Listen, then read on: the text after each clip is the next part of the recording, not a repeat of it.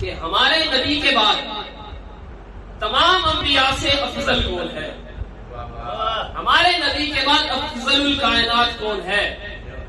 ہمارے نبی کے بعد عالم امکان میں سب سے افضل کون ہے؟ تو اس سوال کا جواب بھی میں اپنی کتابوں سے نہیں، شیعہ علماء کی کتابوں سے نہیں، اپنے اہل سنت بھائیوں کی کتاب سے ہوگا۔ کتاب کا نام ہے کنز الامال، جلد نمبر 11، حدیث نمبر 32,883۔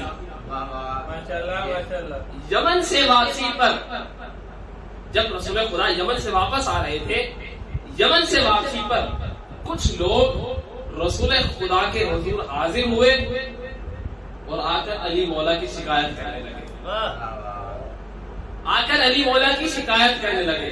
ایک مرتبہ رسول خدا صلی اللہ علیہ وآلہ وسلم نے ان بعض چند لوگوں کی طرف دیکھا اور دیکھ کر کہا ماذا تريدون من علی، میرے سامنے بیٹھ کر علی کا گلہ کرتے ہو، آخر تم علی سے چاہتے کیا ہو؟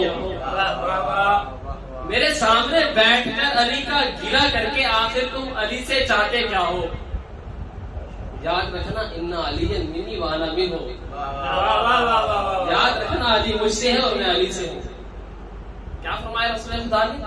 ماذا تريدون من علی فإن علی منی وانا منہ، علی کا گلہ کر کے آخر چاہتے کیا ہو؟